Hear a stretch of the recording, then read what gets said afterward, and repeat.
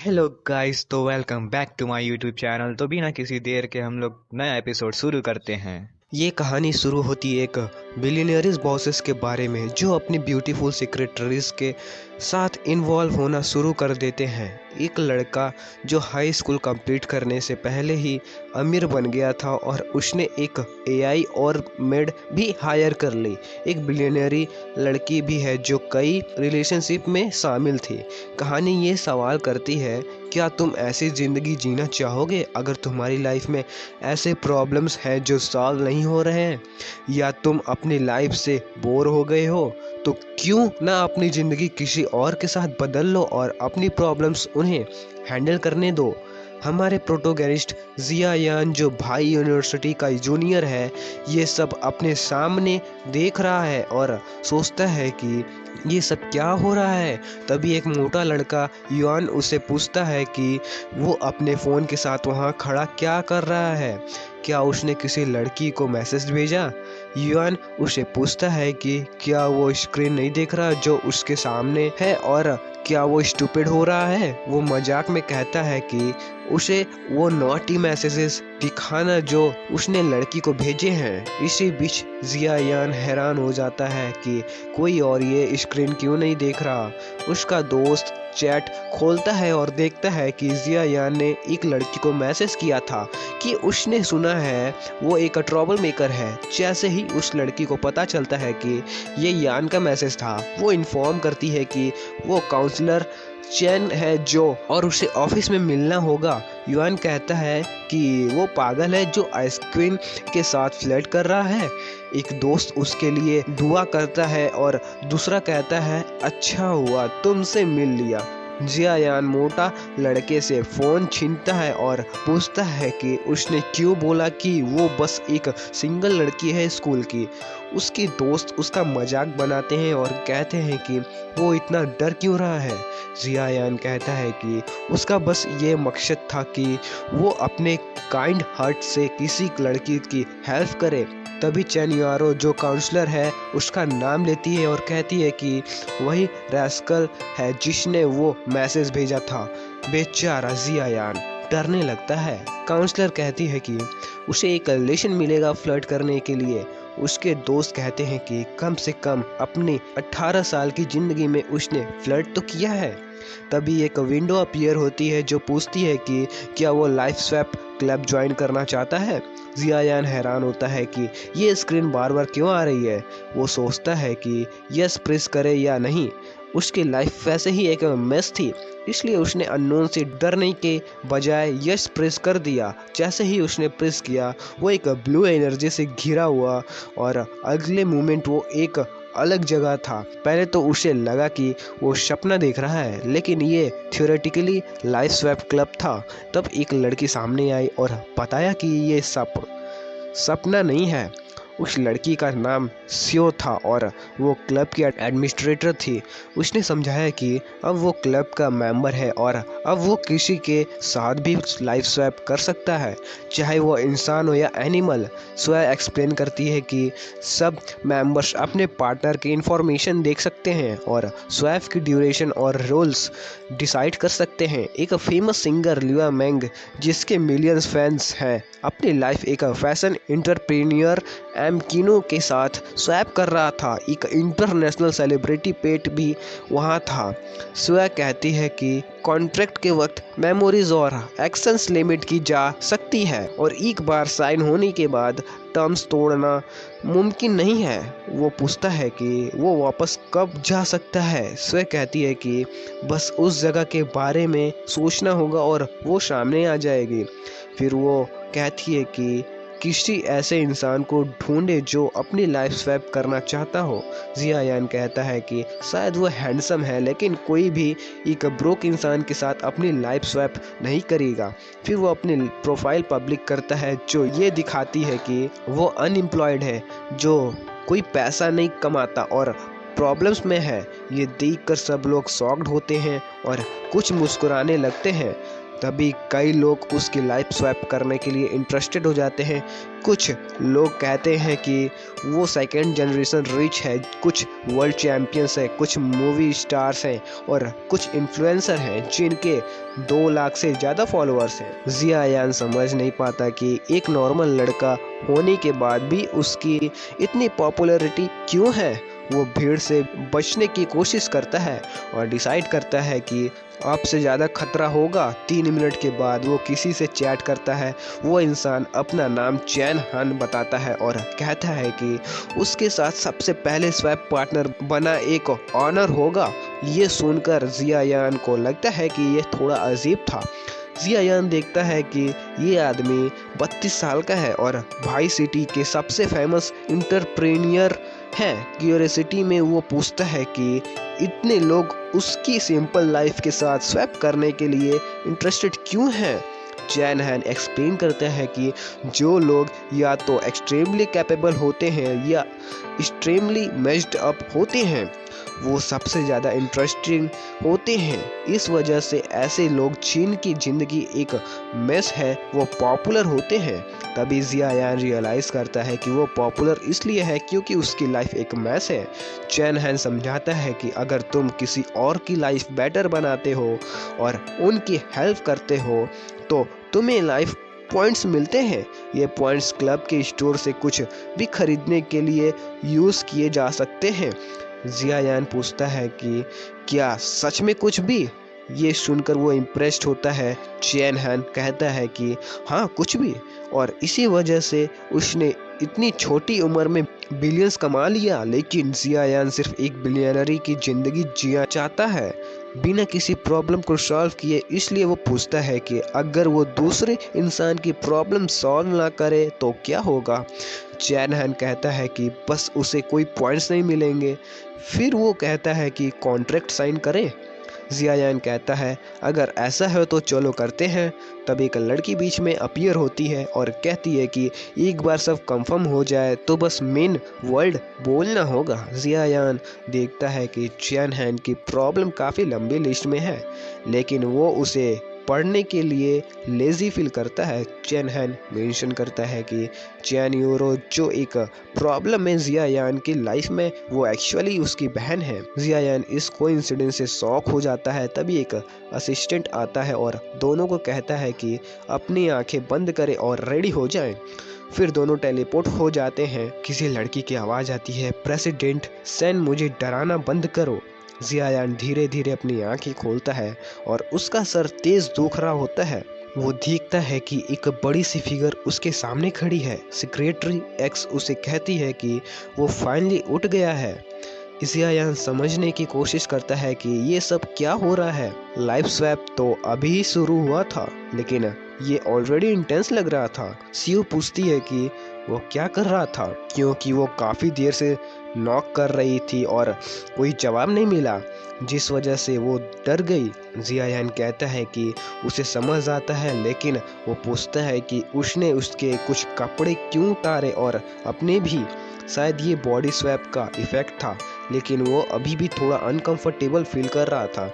वो लड़की समझती है कि उसका बॉडी इतना कोल्ड था कि उसने वार्म शेयर करने की कोशिश की थी। जिया यान थोड़ा सा अपने याद रखने लगा। उसकी 32 साल की सेक्रेटरी डेंजरस है और काफ़ी टाइम से चैन हान को सेड्यूस करने की कोशिश कर रही थी। जिया यान फिर कहता है कि वो कंटिन्यू कर सकते हैं और सेक्रेटरी पूछती है कि कंटिन्यू क्या, लेकिन रास्कल ऑलरेडी अपनी बिलियनरी लाइफ का मज़ा ले रहा है। वो उसके पास जाके कहती है कि अब जब उसने उसे अलाउ किया है तो वो अपनी तरफ से कुछ भी नहीं रोकेगी। बस तभी कोई डोर से पे नॉक करता है। प्रेसिडेंट को बुलाता हुआ जिया यान शर्माते हुए उन्हें वेट करने को कहता है लेकिन सेक्रेटरी कहती है कि शेयर होल्डर्स का मीटिंग अभी शुरू होने वाला है। समझ के वो एप्लोगाइज करते हुए कहती है कि उसने सोचा था वो मीटिंग के लिए तैयार हो रहा होगा। जियायान एक्सप्लेन करता है कि रूम इतना गर्म था कि उसने अपनी शर्ट उतार दी थी और सेक्रेटरी ने उसकी पेशेंस को पूछा। सेक्रेटरी कहती है कि ये बहुत सेंसिबल काम था। डॉक्यूमेंट टेबल पे रखे कहते हैं कि वो जा रही है। वो भाग के डोर बंद कर देती है। सीयू कहती है कि उसे डर लग गया है और जियायान कहती है कि वो बाद में फिनिश करेगा। वो अपनी शर्ट पहनता है और कहता है कि अब कुछ बिजनेस हैंडल करना है। चैन हान की यादों के मुताबिक ये मीटिंग उसे उसके पोजीशन की कोशिश है, लेकिन ये उसकी ज़िंदगी नहीं है, तो वो बस मज़ा लेने का सोचता है। अब टाइम है उन दामन शेयर होल्डर से मिलने का। मीटिंग में सब लोग सोच रहे होते हैं कि चैन हान अभी तक कंपनी चलाने कैसे मैनेज कर रहा है और ये कंप्लेन कर रहे होते हैं कि पिछले कुछ टाइम से वो कंपनी के बारे में कुछ नहीं देख रहा। तभी जियायान डोर खोल के स्ट्रेंज नॉइजेस करते हुए और ऐसे चल के आता है जैसे कोई पागल हो। शेयर होल्डर सब कंफ्यूज हो जाते हैं, सोच रहे होते हैं कि ये क्या हो रहा है। वो एक चेयर पर गिर के बैठ जाता है और कहता है, आजकल सब कुछ इतना थका देने वाला हो गया है कि मेरे बैक काफ़ी दर्द कर रहे हैं। तभी एक बंदा हिंग कहता है कि इस शेयर होल्डर्स मीटिंग में थोड़ा सीरियस होना चाहिए था। जियायान को ऑलरेडी पता है कि हिंग वही स्कमबैग है जो उसे हटाने की कोशिश कर रहा है। हिंग कहता है कि थोड़ा सीरियसनेस एक्सपेक्ट कर रहा था, लेकिन उसी वक्त जियायान शॉक देता है। टेबल पर कूद के कहता है, इसका क्या करना है? ये उसकी ज़िंदगी नहीं थी, तो वो कुछ भी डर के बिना सब कुछ करने का सोचता है। हिंग कहता है कि वो बस ये प्रूव कर रहा है कि उसमें मैनर्स नहीं है। जियायान अपोलोगाइज करता है लेकिन कहता है कि वो थोड़ा र्यूड है। हिंग फिर कहता है कि वो आर्ग्यू नहीं करेगा, लेकिन ये बताता है कि जियायान कंपनी को अच्छे से मैनेज नहीं कर रहा है और बेन हाई ग्रुप के साथ डील भी लूज कर दिया। इसलिए वो चाहता है कि जियायान को प्रेसिडेंट की पोजीशन से हटा दिया जाए, क्योंकि वो अब इस पोजीशन के लायक नहीं है। जियायान को पता है कि डील फेल इसलिए हुई थी क्योंकि एक अननोन कंपनी से सडनली 5% से ज़्यादा ऑफर किया। ये डील शुरू से ही सस्पिशियस थी और हिंग के एक्शंस ने सब कुछ और स्ट्रेंज बना दिया। जियायान टेबल से उतरता है और कहता है कि ये सब लोग पैसे कमा रहे हैं और उसकी मेहनत से, और अब एक छोटी सी नेगोशिएशन प्रॉब्लम की वजह से वो उसे हटा देना चाहते हैं। हिंग कहता है कि वो पीछे हट जाए क्योंकि वो अब छोटी बातें नहीं सुनना चाहता। वो अनाउंस करता है कि सबको वोट करना चाहिए और चैन हैन को तुरंत उसकी पोजीशन से हटा देना चाहिए।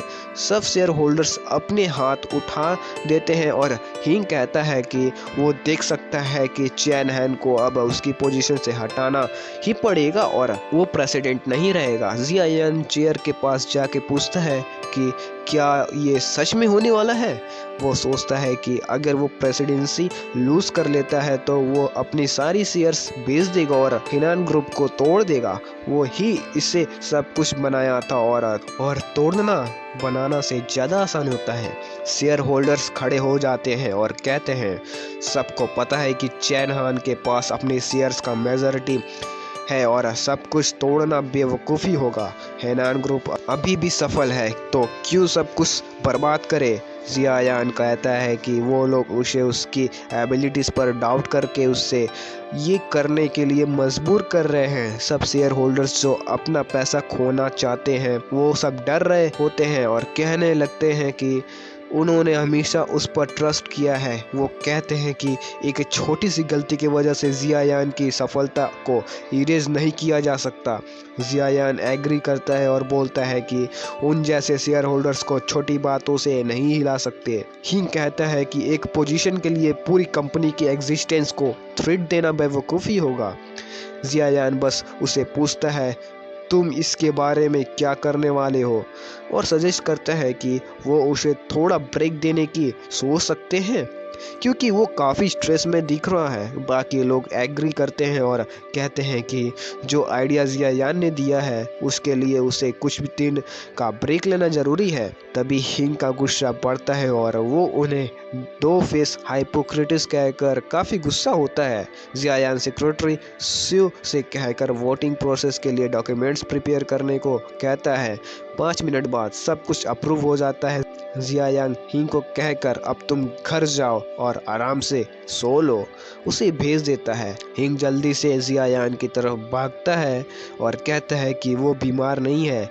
बाकी शेयर होल्डर्स इंटरवेन करते हैं और पुलिस आ जाती है। मैडमैन को रोकने के लिए जियायान कहता है कि बेचारा लड़का, उसकी मेंटलिटी स्टेट क्लियरली डिस्टर्ब्ड है, इसलिए उसे कुछ टाइम घर पर रहना चाहिए।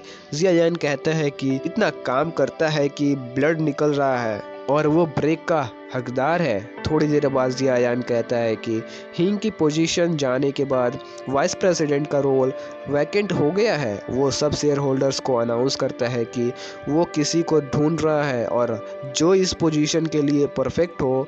सब ग्रेडेड शेयर होल्डर्स नए वाइस प्रेसिडेंट बनने के लिए ईगर होते हैं और अपना रोट दिखाने के लिए सोचते हैं। जियायान सोचता है कि शेयर होल्डर्स को हैंडल करना उतना मुश्किल नहीं था जितना उसने सोचा था। एक शेयर होल्डर कहता है कि सैंग होंग कंपनी वही है जिसने उनका डील चुरा लिया। सब लोग कहते हैं कि उन्होंने इतना टाइम सोचकर सब कुछ प्लान किया था और एक साउंड्रियल को अपना डील चुरा लेने देना उनके लिए अनएक्सेप्टेबल है। जियायान कहता है तुम लोग फिक्र मत करो, मैं हैंडल करूँगा। सब लोग कॉन्फिडेंट हो जाते हैं और कहते हैं कि वो हमेशा जियायान पर ट्रस्ट कर सकते हैं। लेकिन ऑब्वियसली जियायान को पता है कि इस प्रॉब्लम को कैसे सॉल्व करे और वो बस अपनी लग्जरियस लाइफ एंजॉय करना चाहता है।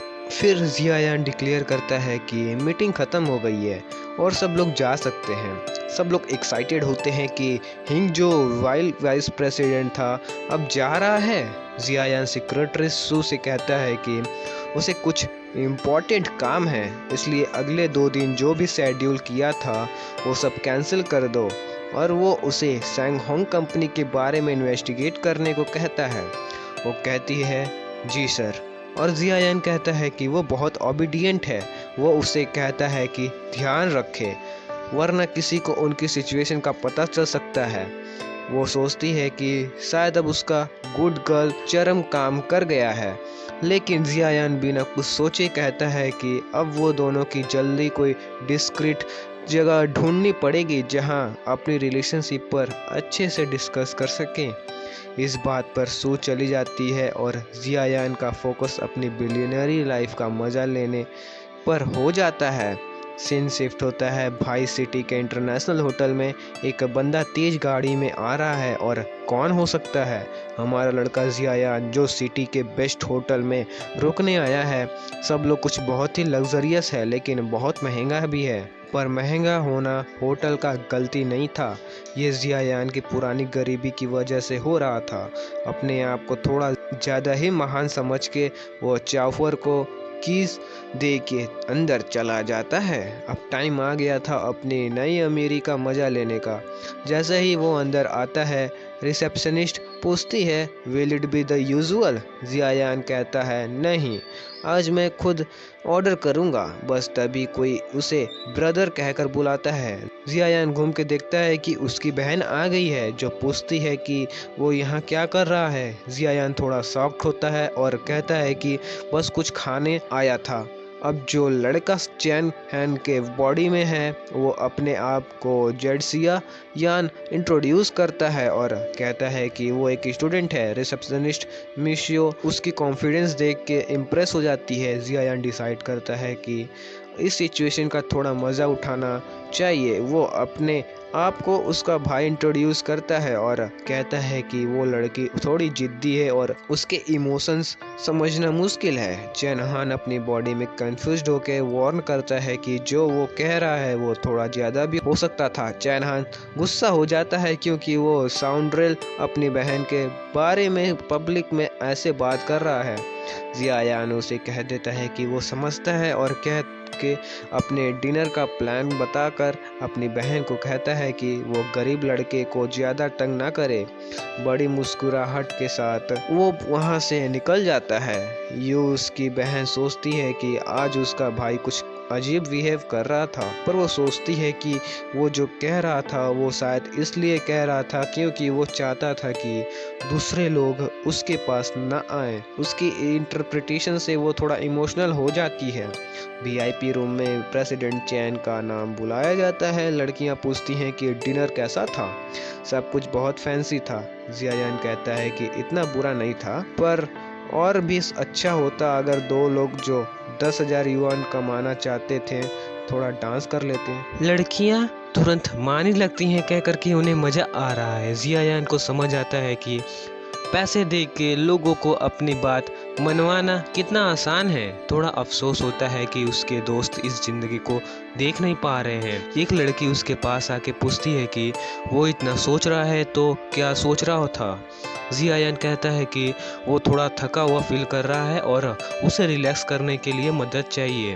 वो लड़की पूछती है कि वो क्या चाहता है। जियायान कहता है कि वो बस फ्लूट लेकर उसे बजाना चाहता है ताकि थोड़ा शांति महसूस हो। लड़कियां सोचती हैं कि ये तो उनका और पैसा कमाने का मौका था, लेकिन वो थोड़ा डिसअपॉइंटेड होती है। वही भाई यूनिवर्सिटी में उसके दोस्त पूछते हैं कि आइस क्वीन से बात करने के बाद क्या हुआ। चैन हान का बॉडी में जियायान कहता है कि वो हिम्मत दिखाने वाले हैं पूछने के लिए कि जब उन्होंने उसका काम बिगाड़ दिया था तभी कोई आता है और पूछता है कि ये क्या रोल्स रॉयल वहाँ खड़ा है। केनान पूरी तरह से कंफ्यूज्ड होता है। बाहर एक एक करके कार्स आ रही होती हैं। सब लोग हैरान होते हैं कि इतना पैसा कैसे आ गया और लाइसेंस प्लेट कंफर्म करता है हाँ जियायान ही है जिन्होंने फूल की गाड़ी और पूरा इंटोरेज लेकर आ गया है। उसके दोस्त चैन हान को एक मशहूर एंटरप्रेन्योर के रूप में पहचानते हैं और सोच रहे होते हैं कि ये क्या हो रहा है। सीन शिफ्ट होता है जियायान को देखते हुए जो वेन्यू की तरफ जा रहा है। सब लोग उसकी हाइट और लुक्स देख के इम्प्रेस हो रहे हैं। इस वक्त असली चैन हान कंफ्यूज्ड और फ्रस्ट्रेटेड हो रहा है कि ये लड़का क्या कर रहा है। जियायान अपने बॉडी के पास जाता है, उसके सामने झुकता है और कहता है कि अब वो कंपनी नहीं चला सकता और उसे वापस आने की ज़रूरत है। चैन हान को समझ आता है कि ये लड़का कौन सा रिडिक्यूलियस ड्रामा कर रहा है। वो कई बार क्लब में डील कर चुका था लेकिन ऐसे सेमलेस इंसान से कभी नहीं मिला। चैन हान के फ्रेंड उसे येल करते हैं और पूछते हैं कि ये लड़का हमेशा गरीब क्यों दिखता है। वो उसे सीख करते हैं और पूछते हैं कि इसने अपना असली स्टेटस क्यों छुपाया था। एक मोटा दोस्त कहता है कि अब जब वो सब जाने चुके हैं तो अब उन्हें अच्छे से ट्रीट करना चाहिए। जियायान काफ़ी एक्साइटेड हो जाता है जबकि चैन हान गुस्सा हो जाता है कि ये सब ड्रामा करने से सिचुएशन और कॉम्प्लेक्स हो गई है। यूरू जो सिचुएशन को देख रही थी थोड़ा कंफ्यूज्ड हो जाती है। वो सोच रही थी कि जियायान कितना माइस्टीरियस लग रहा है। जियायान को लग रहा था कि अब वो सबको कंट्रोल कर रहा है और सिचुएशन को अपने हाथ में ले चुका है। वो चैन हान को कह के जाता है कि जल्दी कंपनी वापस चलो और सब कुछ उसने इनहेरिट कर लो। चैन हान गुस्से में कह रहा है कि जियायान को जाना चाहिए यहाँ से और दोनों फूल की तरफ अपने रास्ते चले जाते हैं। घर पे शिव चैन हान की बहन पूछती है कि उसके भाई ने जियायान के लिए इतनी इज्जत क्यों दिखाई। जियायान कहता है कि वो एक्चुअली एक जीनियस है जो उसे बिजनेस टिप्स दे रहा था, इसीलिए वो सक्सेसफुल हुआ। शिव काफ़ी इम्प्रेस होती है क्योंकि उसने हमेशा सोचा था कि उसका भाई जीनियस है, लेकिन अब लग रहा है कि असली जीनियस तो जियायान है। वो जियायान के पास जाके उसे उसके दोस्त के बारे में और पूछती है, लेकिन वो क्विकली डिसमिस करता है और कह के भाग जाता है कि उसे चैरिटी ओकेजन जाना है और बात करने का टाइम नहीं है। असली में वो शिव से बात करते हुए डरा हुआ था और भाग गया। अगले सीन में जियायान शहर में तेजी से ड्राइव कर रहा होता है और उसकी सेक्रेटरी कहती है कि उसे कभी सोचा नहीं था कि वो उसे गला डिनर में बुलाएगा। जियायान थोड़ा कोल्ड रहता है और बस ये पूछता है कि इन्वेस्टिगेशन का क्या हुआ। सेक्रेटरी बता देती है कि जो कंपनी उनके अगेंस्ट कॉन्ट्रैक्ट जीत गई थी उसके 80% शेयर यिंग मिंग के यंगर ब्रदर के पास है, जो पहले अपना पोजीशन खो चुका था। वो दोनों डिनर पे पहुंचते हैं और जियायान को सब समझ में आने लगता है। अब उसके पास बस एक काम रह गया था, यिंग मिंग के प्लान्स को रोकने के लिए एविडेंस इकट्ठा करना। जैसे ही वो वेन्यू में घूमते हैं, लोग उसकी तारीफ कर रहे होते हैं और उससे इम्प्रेस हो रहे होते हैं। तभी अनाउंसर कहता है कि चैरिटी बैंकेट होने की वजह से डोनेशंस स्टार्ट किए जा सकते हैं। कई लोग 5 लाख से लेकर 5 मिलियन तक डोनेट करते हैं, लेकिन जियायान सबको शॉक कर देता है जब वो 30 मिलियन डोनेट करता है।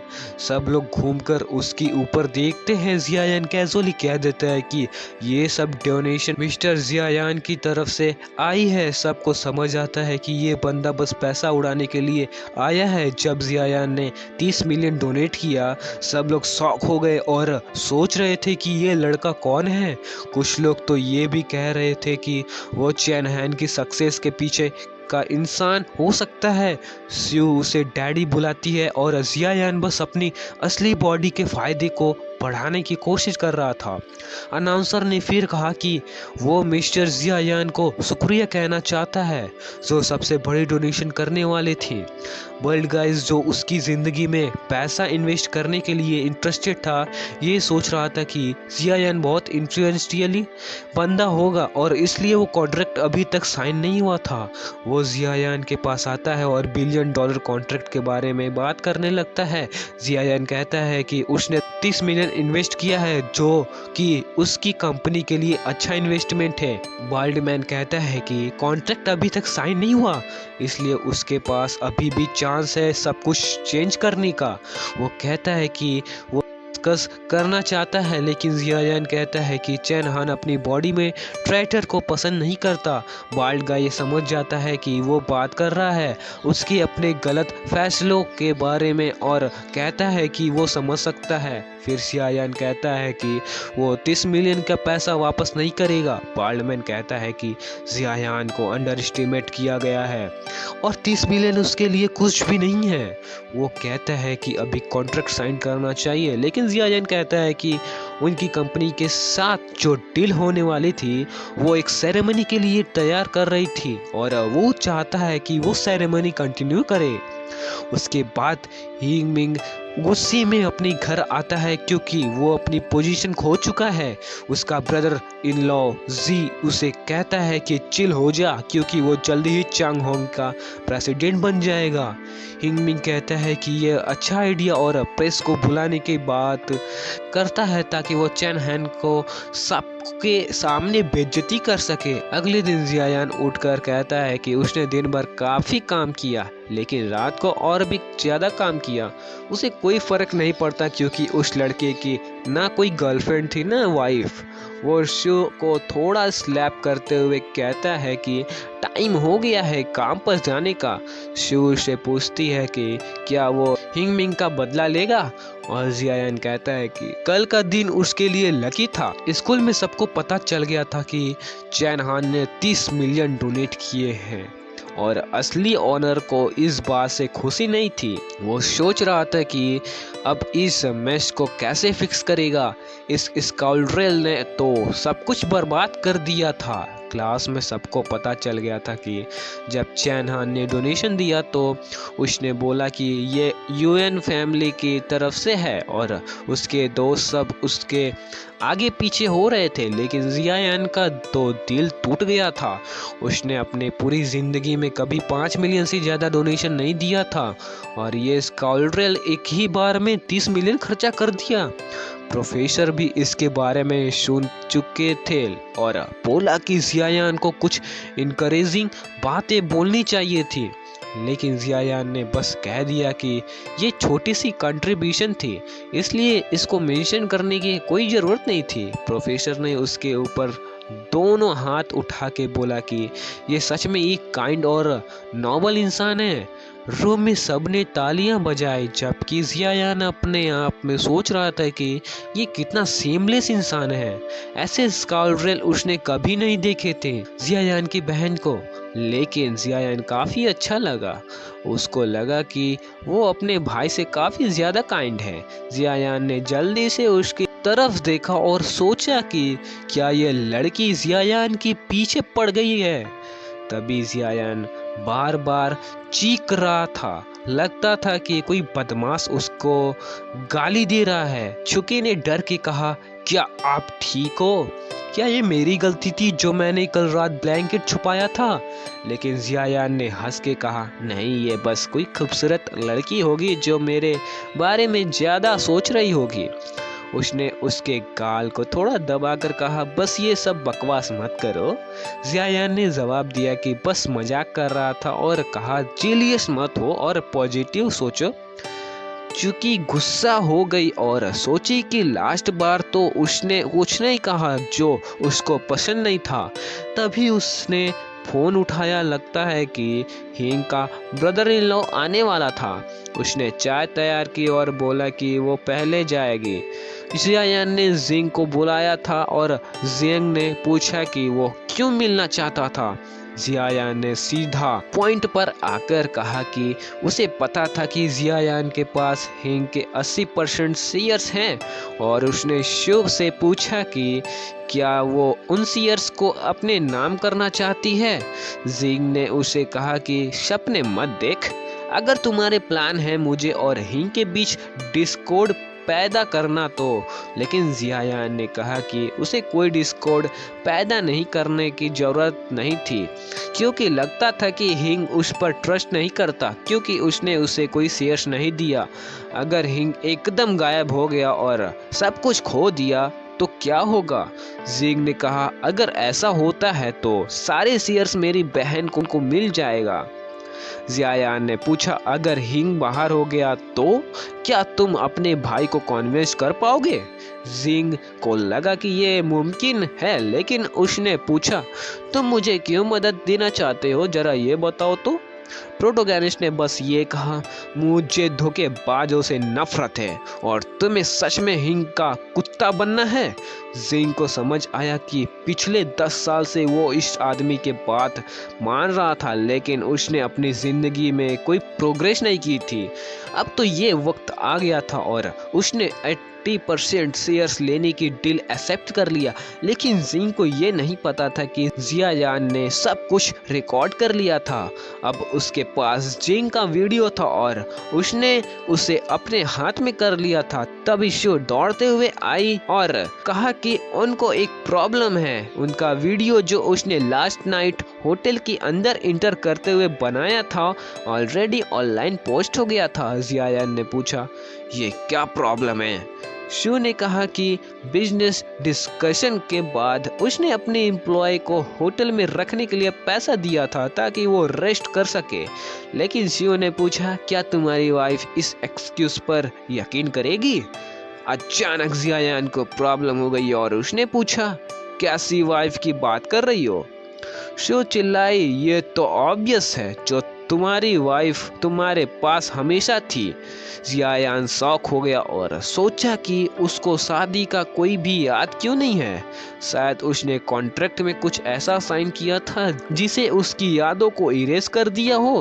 पर फिर उसने सोचा, इसे क्यों परवाह करें, ये उसकी लाइफ नहीं है। काफी देर के साथ उसने शो को बोला, रिलैक्स हो जाओ, ये कोई बड़ी बात नहीं है। फिर वो चिंता करते हुए नाचने लगा, बस अपने असली बॉडी में वापस जाना चाहता था और ये मैच चैन हान के लिए छोड़ देना चाहता था। सू ने फिर बोला कि इस सिचुएशन को देखते हुए उसकी वाइफ उसे अपनी सेक्रेटरी नहीं रहने देगी। जियायान ने उसे बोला, उसकी जॉब की फिक्र मत करो, मैं उसे जैंग के पास भेज दूंगा। तभी वाइफ का कॉल आ गया। उसने अपने आप को बोला, पैनिक मत कर, लेकिन वो काफी घबरा गया जब उसने फोन उठाया। उसकी वाइफ ने तुरंत उसे डांट दिया, ये कोई सरप्राइज नहीं है कि तुम हमेशा मेरी ट्रिप्स के लिए पैसे दे रहे हो। जियायान गुस्से में चिल्ला गया और बोला, मैं एक इम्पोर्टेंट मीटिंग में हूँ, बाद में बात करेंगे।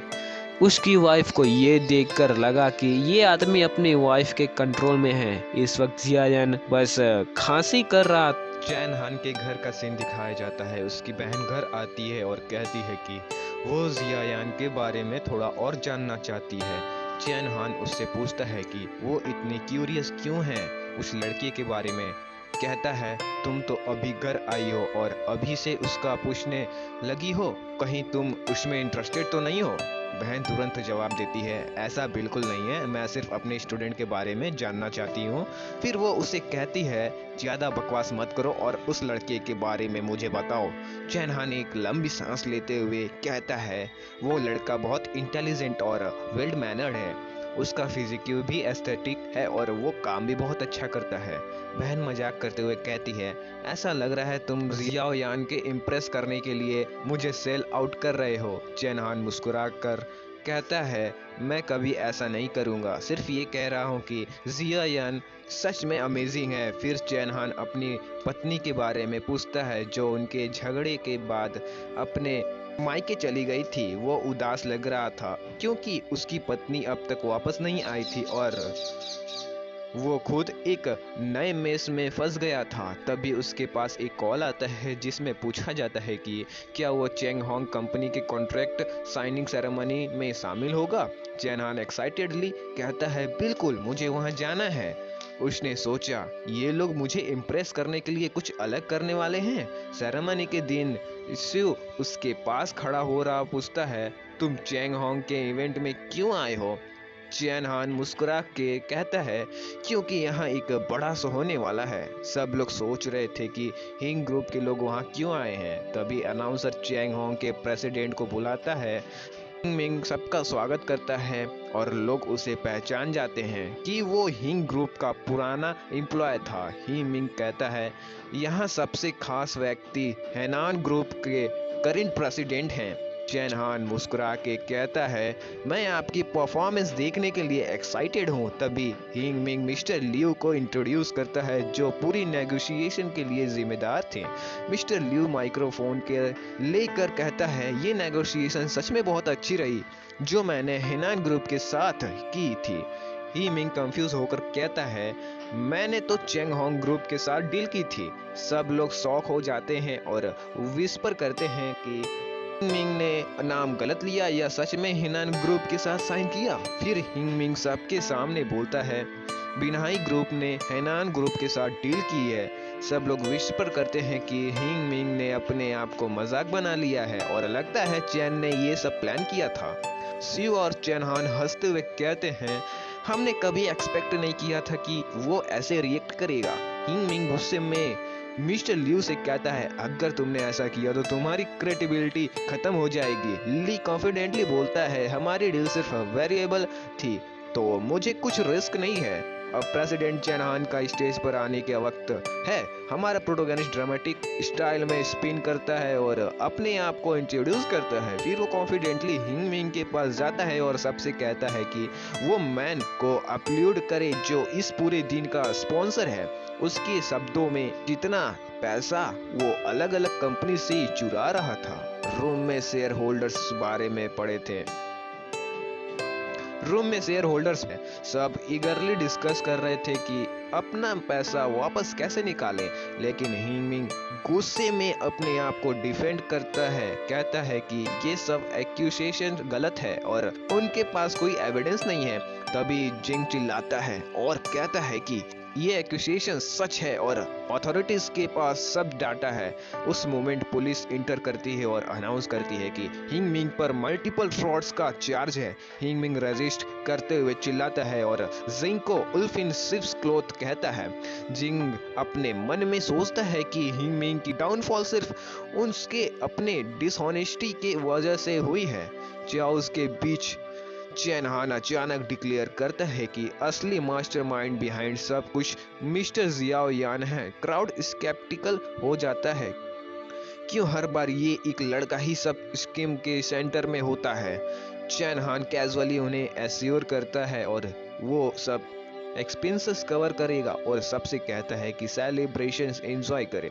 सीन हिन के ग्रुप पर शिफ्ट होता है जहां चैन हान विजिबली स्मग लग रहा है। जॉन पी उसे कॉन्फ्रंट करता है और कहता है कि उनका कॉपरेशन खत्म हो गया है और पूछता है कि अब डिस्कस क्या करना है। चैन हान एक स्लाई स्माइल के साथ बोलता है, खत्म, ये तो सिर्फ शुरुआत है।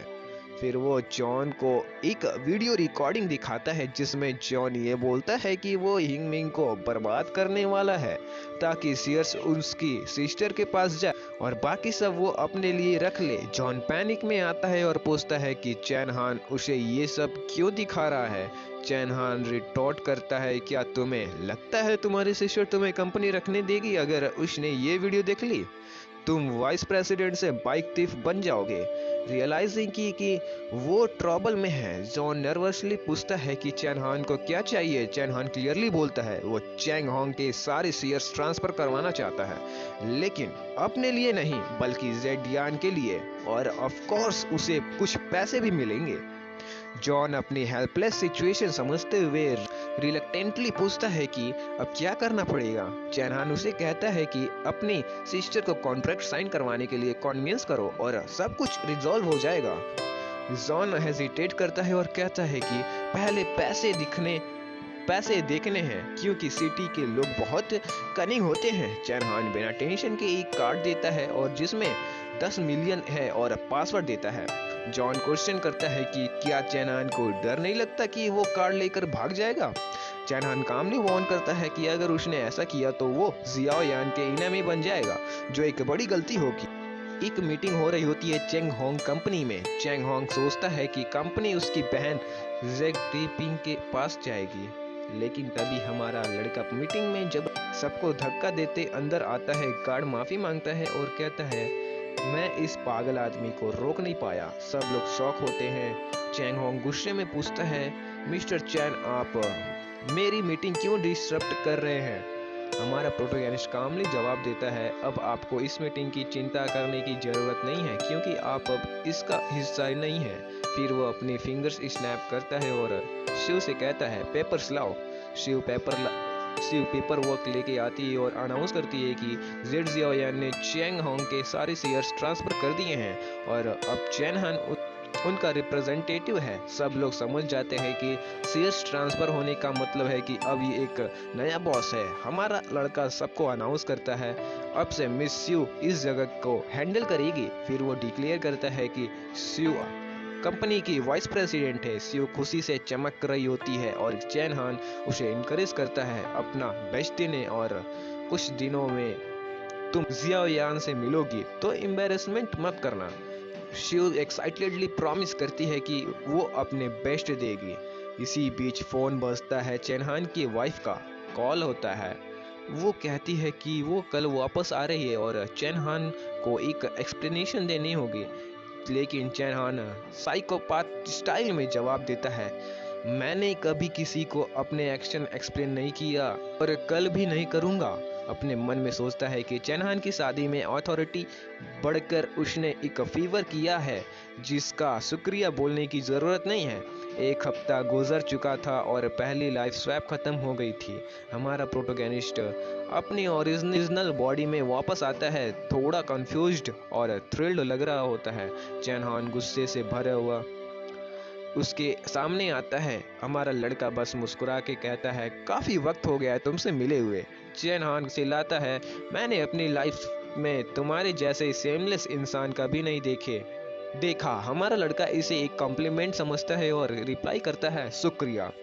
मेरे दोस्तों को भी लगता है कि मैं एक ग्रेट एक्टर हूँ। फिर वो चैन हान के पास जाता है और कैजुअली कहता है, इतना गुस्सा मत करो, बताओ ना क्लब में तुम्हारा एक्सपीरियंस कैसा था, कितने मेंबर के साथ लाइफ स्वैप किया? चैन हान इरिटेट होके कहता है, मुझसे दूर रहो, मैं अपने पॉइंट्स चेक करने जा रहा हूँ। तुम्हारे जाने की जरूरत नहीं है क्योंकि तुमने कुछ कंप्लीट ही नहीं किया।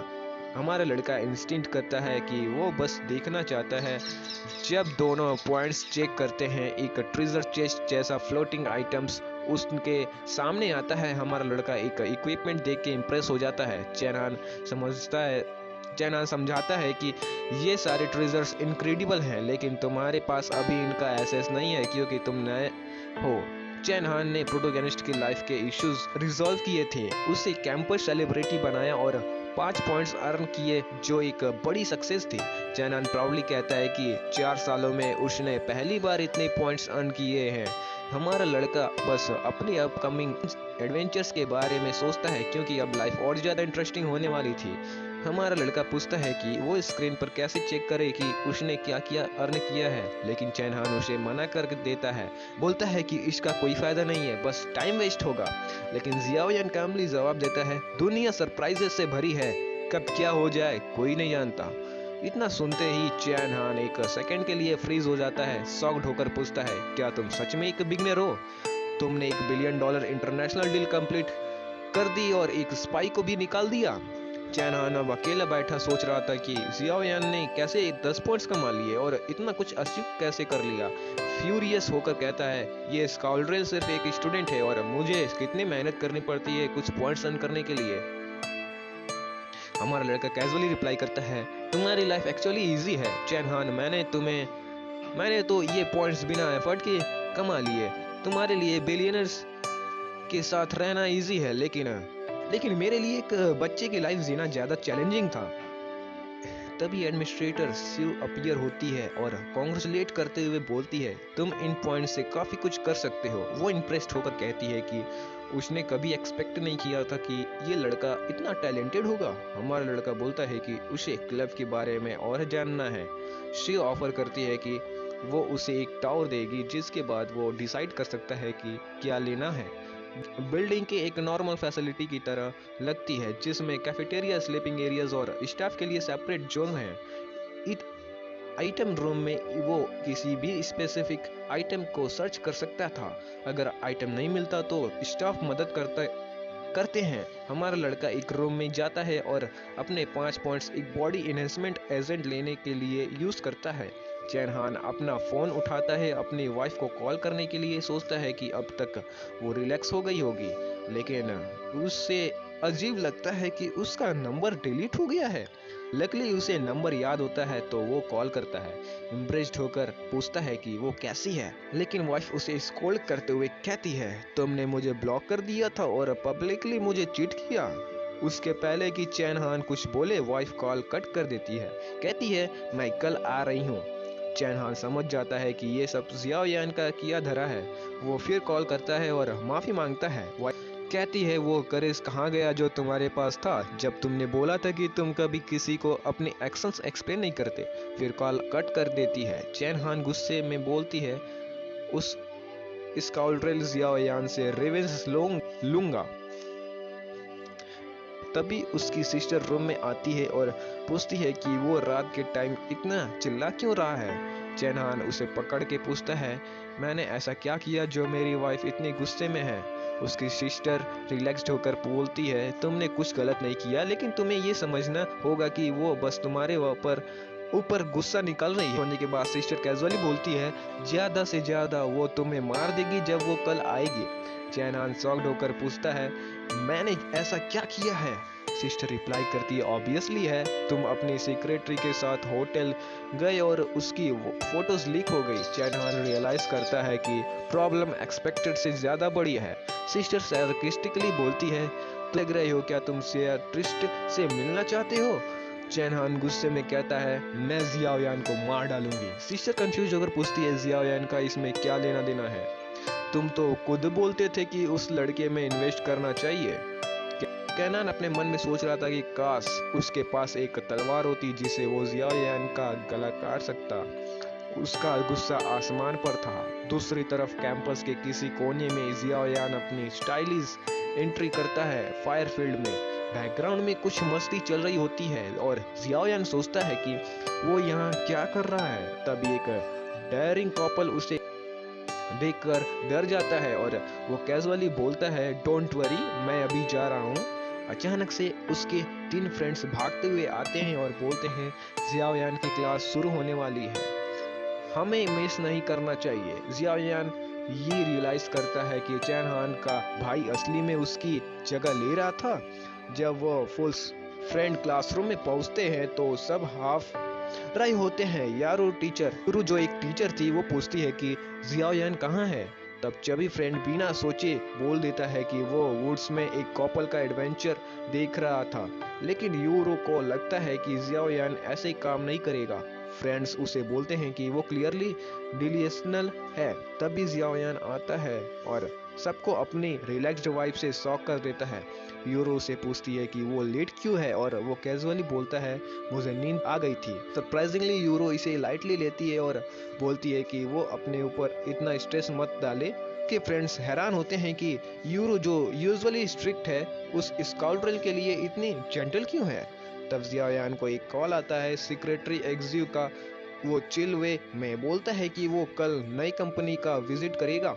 फ्रेंड्स उसकी कंप्लेंट करते हैं मैं फ़ोन कौन यूज़ करता है, लेकिन यूरो बोलती है उसके ग्रेड्स अच्छे हैं तो अलाउड है। फिर जियाओयान डायरेक्टली यूरो से पूछता है कि वो रात को कुछ क्वेश्चन डिस्कस करना चाहता है। फ्रेंड्स सोचते हैं कि वो अब प्रिटेंड करना छोड़ चुका है और सीधे अपनी बात रख रहा है। यूरो बोलती है कि रात को नहीं क्योंकि उसका भाई उससे बात करना चाहता है। जियाओयान कॉन्फिडेंटली बोलता है आपके भाई तो इतने बिजी होंगे कि उनके पास टाइम ही नहीं होगा। यूरो एग्री कर लेती है और बोलती है फिर बाद में बात करेंगे। चैनहान अपने ऑफिस पहुंचता है ये सोचता हुए कि जियाओयान ने कोई नया मेस तो नहीं क्रिएट किया। जब वो सेक्रेटरी को कामली देखते हैं तो रिलैक्स्ड होते हैं। तभी एक गर्ल जिया लियू नॉक करके अंदर आती है। चैनहान सियो के बारे में पूछता है, लेकिन जिया लियू एक्सप्लेन करती है कि सियो और कुछ इंपॉर्टेंट स्टाफ चैनहान ग्रुप चले गए हैं और वो भी जियाओयान के कहने पर। चैनहान गुस्से से डेस्क पे मुक्का मार देता है और बोलता है ये स्काउंड्रेल तो एक्सपेक्टेड से ज्यादा रूथलेस है।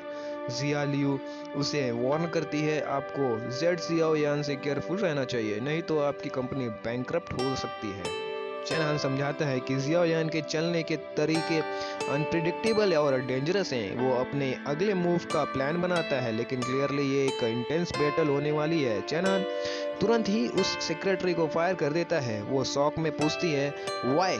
चैनहान बोलता है मैं तुम्हें 1 साल के सैलरी दे रहा हूँ, अब यहाँ से चले जाओ। तभी उसकी वाइफ का कॉल आता है। वो बोलती है कि मैं एयरपोर्ट पर हूँ। बेचारा चैनहान पैनिक मोड में भाग जाता है और बोलता है पहले इस प्रॉब्लम को सॉल्व करता हूँ फिर उस लड़की के बैंड बजाता हूँ।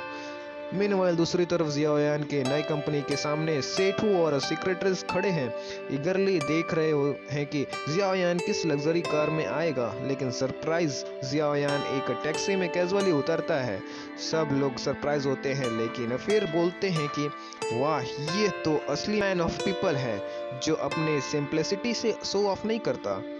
सियो अपने आप को इंट्रोड्यूस करती है और बोलती है कि वो उन्हें चैनहान ग्रुप का टावर देगी।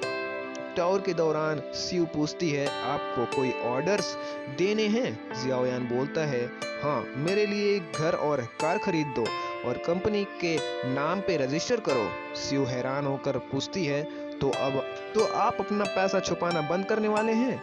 जियाओयान कॉन्फिडेंटली बोलता है हाँ, मैं अब 20 का हो गया हूँ, फैमिली रूल्स फॉलो करना जरूरी नहीं।